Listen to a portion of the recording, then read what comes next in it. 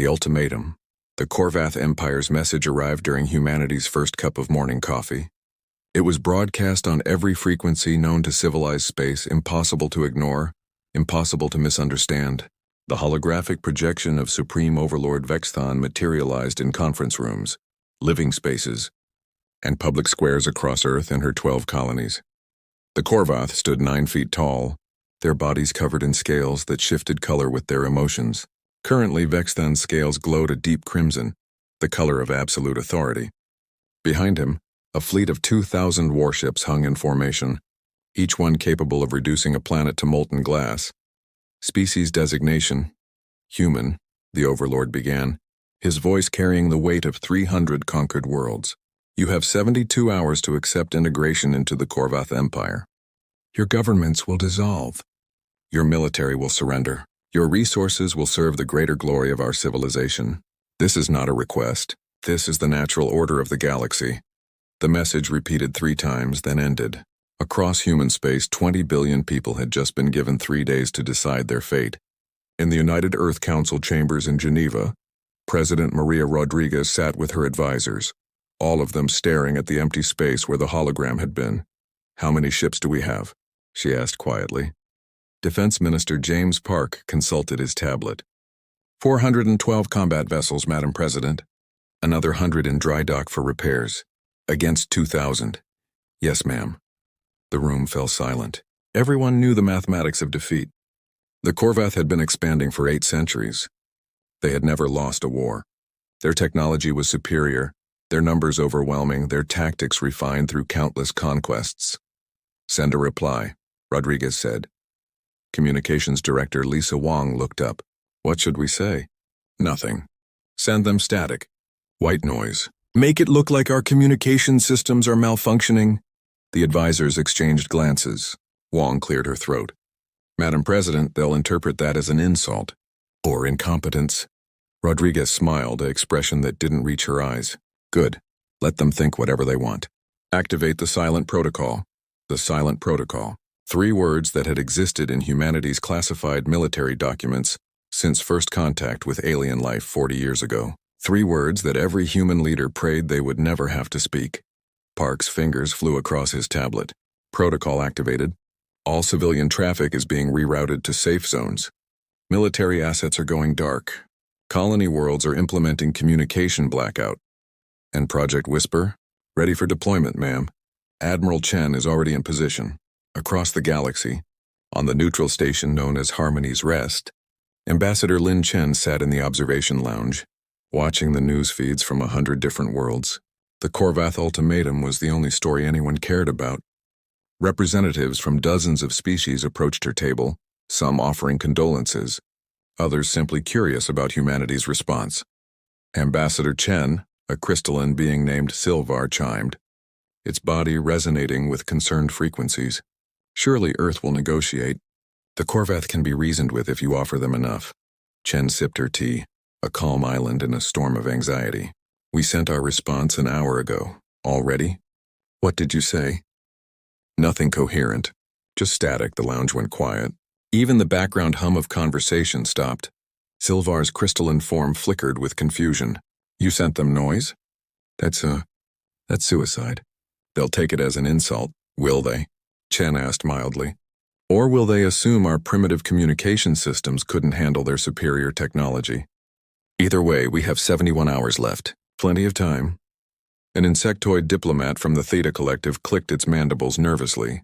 Ambassador, forgive my bluntness, but your species has existed in space for less than a century. The Korvath have been traveling the stars for 800 years. You cannot hope to resist them. You're absolutely right, Chen agreed. We can't hope to resist them in a conventional war. Good thing we don't plan to fight one. The gathered diplomats exchanged worried looks. The humans were known for being unpredictable, but this bordered on delusional. Chen continued drinking her tea, seemingly unconcerned about the annihilation of her entire species. Meanwhile, in Korvath space, tactical analyst Zephyr studied the sensor readings from human territory with growing puzzlement. As the Empire's foremost expert on pre-conquest civilization analysis, he had studied hundreds of species in their final days. They all followed patterns. Some mobilized their fleets in desperate defensive formations. Others sent waves of diplomats and negotiators. A few attempted preemptive strikes. The humans were doing none of these things. "Supervisor," he called to his superior officer, "I'm detecting unusual activity in human space." Supervisor Krevtok slithered over, his scales shifting to purple with interest. "Are they mobilizing their pathetic fleet?" "No, Supervisor. They're dispersing. All civilian traffic has stopped. Their military vessels are scattering in seemingly random directions, and their colonies have gone completely dark." "Dark? No communications, no broadcast, no energy signatures that we can detect. It's as if 13 worlds just stopped existing." Krevtok's scales shifted to orange with amusement. "They're hiding. Like prey animals going to ground. How quaint." But Zephyr wasn't convinced. He pulled up humanity's history files, data they had surprisingly shared freely when they first made contact. Humans had a saying, "It's quiet. Too quiet." Usually spoken right before something very bad happened. "Supervisor, I recommend we increase our sensor sweeps. Something isn't right. You're paranoid, analyst. They have 400 ships. We have 2,000. They have 13 worlds. We have 300. There is nothing they can do to change these numbers." Zephyr wanted to argue, but he knew better. The Korvath had never lost because they never needed to adapt. Their overwhelming force made clever tactics irrelevant. But as he studied the sensor data, he noticed something else. Quantum signatures so faint they were almost invisible, moving through space in patterns that made no sense. Unless... He cross-referenced the signatures with human technology databases. The humans used a different method of faster-than-light travel than most species. Instead of opening stable wormholes, they somehow folded space itself, slipping between dimensions. It was considered primitive and energy-intensive, but it had one advantage.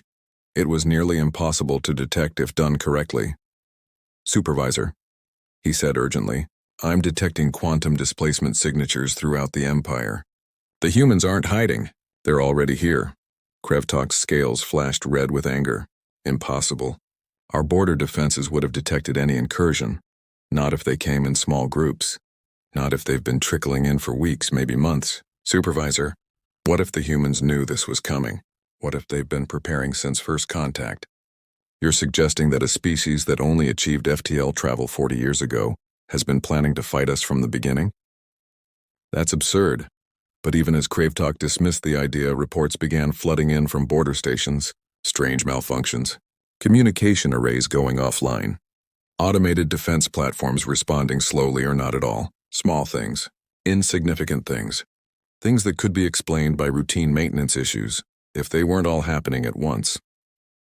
Back on Earth, President Rodriguez stood in the Strategic Command Bunker, surrounded by holographic displays showing the positions of every human vessel, both the ones the galaxy knew about and the ones they didn't.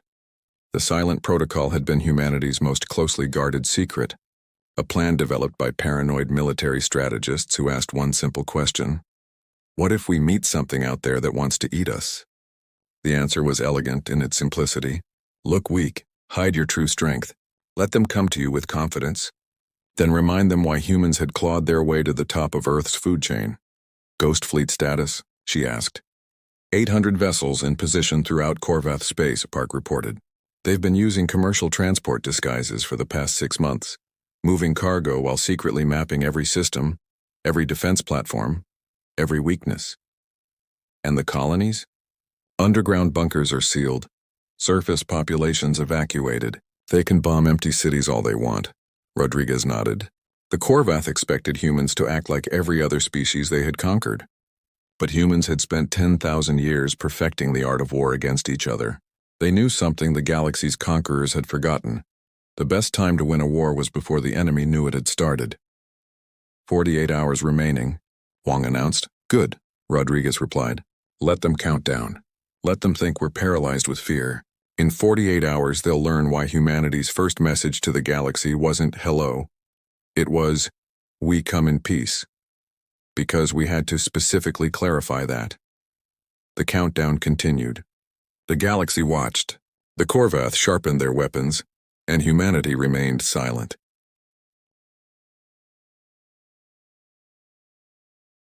The revelation. 47 hours into the ultimatum, Supreme Overlord Vexthan stood on the bridge of his flagship, the Eternal Supremacy. his scales shifting between confidence and irritation. The humans had sent 3 more responses to his demands, all static, all noise. His communications experts assured him it was a technical failure, that humanity's primitive systems simply couldn't maintain a stable connection across interstellar distances. Perhaps we should send a delegation to deliver our terms in person, suggested his second-in-command. Marshal Gorthon. No, Vexton decided.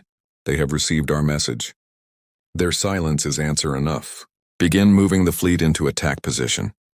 2,000 ships began their synchronized dance through space, a choreographed display of power meant to be visible to every telescope, every sensor array in human space. The message was clear. Resistance was not just futile, it was impossible. But in the darkness between stars, 800 human vessels waited in silence. They had no names on their hulls, no identification beacons, no signs they existed at all. Captain Sarah Mitchell commanded one of these ghosts, the vessel designated only as Silent Runner 217. Her crew of 50 had been living in complete communication blackout for 6 months, playing the role of cargo haulers while secretly placing specialized devices throughout Korvath space. T-minus 25 hours to the deadline, her tactical officer whispered. Speaking above a whisper had become habit, as if the universe itself might overhear them. Quantum beacon status? All 1,700 beacons are in position and responsive. The Korvath haven't detected a single one. Mitchell smiled. The quantum beacons were humanity's gift to the galaxy, though no one knew it yet. Each one was essentially a doorway, a fold in space that would allow instant transportation across vast distances. The Korvath thought humans were limited to their visible fleet of 400 ships. They didn't know about the Ghost Fleet. They didn't know about the reserve forces hidden in dimensions slightly out of phase with normal space. They certainly didn't know about Project Whisper. On the neutral station, Ambassador Chen received another visit from concerned allies. This time it was the Ethereal Collective, beings of pure energy who had transcended physical form millennia ago. They rarely involved themselves in material conflicts, but humanity's impending extinction had drawn their attention. Ambassador Chen, their representative, harmonized, its voice like cosmic wind. We offer sanctuary for your species. We can preserve your consciousness, save your culture from annihilation.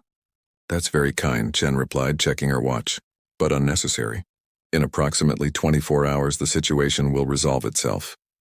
You seem remarkably calm for someone whose species faces extinction. Chen poured another cup of tea from her thermos.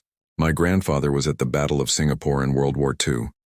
Hopelessly outnumbered, completely surrounded, facing an enemy with superior technology and positioning. Do you know what he told me about that experience? I assume he spoke of fear? No. He said the strange thing about being completely outmatched is that it frees you from conventional thinking. When you can't win by the rules, you stop playing by them. The ethereal pulsed with confusion. But Singapore fell. The defenders lost. Yes, they did. And my grandfather spent 3 years in a prison camp planning, watching, learning. He survived, and when the war ended, he made sure humanity learned those lessons. Never again, he said. Never again would we be caught unprepared. That was a conflict between humans. This is different. Chen's smile was sharp as a blade. Is it? The Korvath treat conquest like a mathematical equation. They have more ships, so they win. They have superior technology, so they win. But humans don't think that way. We're pattern breakers. We're chaos incarnate. We spent 50,000 years being hunted by things bigger, stronger, and faster than us. And yet here we are. Meanwhile, in Korvath space, the first signs of trouble were so subtle that they went unnoticed. A navigation beacon in the outer reaches went offline. A supply depot reported inventory discrepancies. A communication relay started transmitting data packets to nowhere. Small things. Ignorable things. Analyst Zephyr, however, was not ignoring them. He had been tracking anomalies for 40 hours straight, his scales pale with exhaustion. The pattern was becoming clear, and it terrified him. Supervisor Krevtok, he said, barging into the command center. I need to speak with the Overlord immediately. The Overlord is busy preparing for conquest. Whatever paranoid theory you've developed can wait. No, it can't. Zephyr pulled up a holographic map of the Empire. Red dots began appearing, each one marking an anomaly. There were thousands. The humans aren't defending. They're not hiding. They're already attacking. They've been attacking for months. Krevtok's scales went white with shock. That's impossible. We would have noticed, would we? When was the last time anyone verified that supply shipment to Outpost 7, or checked if the defense platforms around Corva Prime were receiving the right authentication codes, or confirmed that our fleet management systems weren't running slightly modified software? You're suggesting the humans have infiltrated our entire infrastructure without us noticing? I'm suggesting they've been preparing for this moment since they discovered they weren't alone in the universe. Look at their history, Supervisor. They call it the Cold War. Two of their major powers spent 45 years preparing to annihilate each other. They developed weapons that could end their civilization, strategies that assumed total destruction, technologies designed for enemies they might never fight. They're not a species that waits for threats. They prepare for them. Before Krevtok could respond, alarms screamed through the command center. But these weren't external attack warnings. These were internal system alerts. Every screen in the Empire was displaying the same message in perfect Korvath script: greetings from humanity. The silent protocol is now active. Supreme Overlord Vexthon watched in horror as his tactical displays began showing the truth. Human ships were appearing throughout Korvath space, not at the borders but already inside. They emerged from quantum folds near every major installation, every fleet depot, every population center, not attacking, just present. How many? He demanded. 800 confirmed vessels and climbing, his tactical officer reported, scales cycling through colors of panic. They're broadcasting identification now. These aren't military designations. They're cargo haulers, passenger transports, mining vessels, civilian ships. No, Overlord. Military vessels disguised as civilian craft. They've been moving through our space freely for months. We gave them permits. We charged them docking fees. We never scanned below their surface modifications. The revelation hit like a physical blow. The humans hadn't been silent out of fear or incompetence. They had been silent because they were already in position. The war was already over. The Korvath just hadn't known they were fighting it. President Rodriguez's voice echoed through space, broadcast from every human vessel simultaneously. Supreme Overlord Vexthon, you gave humanity 72 hours to surrender. We respectfully decline. You have two options. Withdraw your fleet and never threaten humanity again, or discover what happens when you corner a species that evolved as persistence predators. This is a bluff, Vexthon snarled. 800 ships cannot defeat our empire. You're right, Rodriguez replied. But we don't have 800 ships. We have 800 ships that you can see. Would you like to know how many you can't see? As if on cue, space itself seemed to ripple. The quantum beacons activated, and human vessels poured through dimensional doorways. Not hundreds, thousands. They emerged next to Korvath ships above Korvath worlds within Korvath defensive perimeters. Every military dock humanity had built in the last 20 years had been producing ships. They had just been hiding them in spaces between spaces, waiting. Impossible, Vexthon whispered. Humanity's first rule of warfare, Rodriguez continued. Never tell your enemy your true strength until it's too late for them to do anything about it. You have 1 hour to begin your withdrawal. The Korvath Empire had conquered 300 species. They had never lost a war, but they had also never fought an enemy that had been preparing to fight them from the moment of first contact. They had never faced a species that treated peace as the preparation time between wars.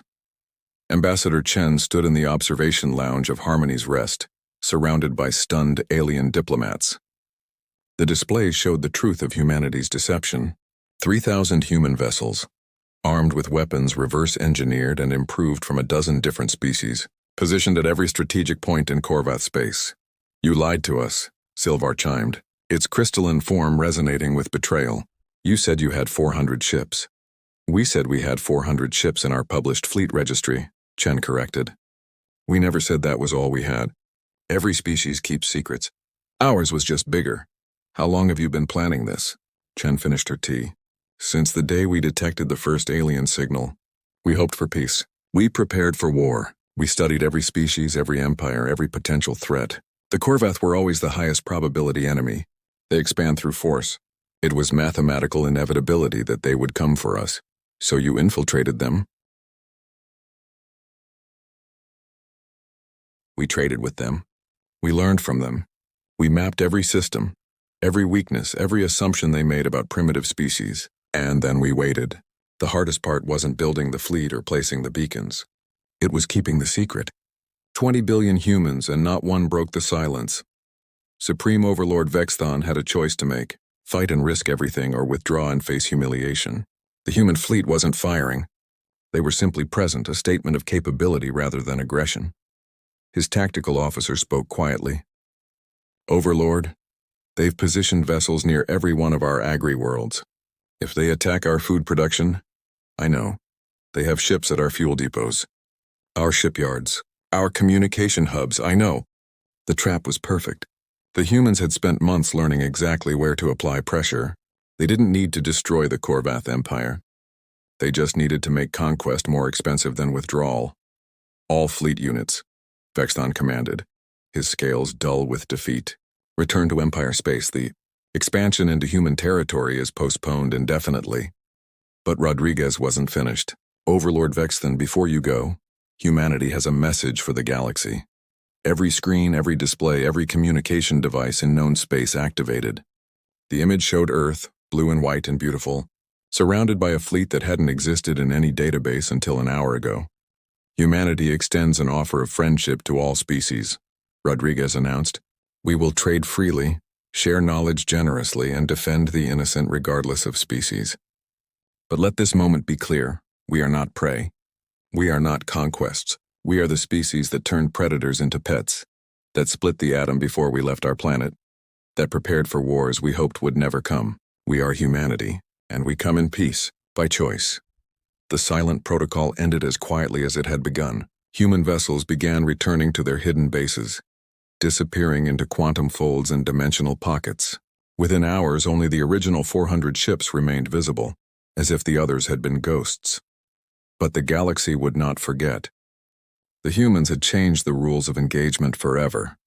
They had proven that visible strength meant nothing if your enemy knew your every move while you knew nothing of theirs. In the aftermath, as diplomatic channels exploded with activity and alliances shifted like sand, Ambassador Chen received one final visitor. It was Zephyr, the Korvath analyst who had seen the truth too late. Why? He asked simply. Why reveal yourselves? You could have conquered us without us ever knowing. Chen poured 2 cups of tea, offering one to the analyst. Because conquest isn't our goal. We learned something from our own history. Empires built on fear always fall, but friendships built on mutual respect can last forever. We wanted the galaxy to know we could have conquered, and chose not to. That's the difference between humans and the Korvath. You use force to take what you want. We use force to protect what we value. And what do you value? The right to say no, the freedom to choose our own path, the ability to extend a hand in friendship without fear it will be bitten off. She smiled. We're complicated like that. The Korvath Empire never threatened another species again. Not because they couldn't, but because they had learned what the rest of the galaxy now knew. Humanity's silence was not weakness. It was the deep breath before the storm. And when humanity chose peace, it was a gift to be treasured, not a weakness to be exploited. The silent protocol was officially retired, its purpose served. But in hidden shipyards and secret facilities, humanity continued to build, to plan, to prepare. Because they knew something the galaxy was only beginning to understand. The most dangerous predator is the one you never see coming, and humanity had gotten very good at not being seen.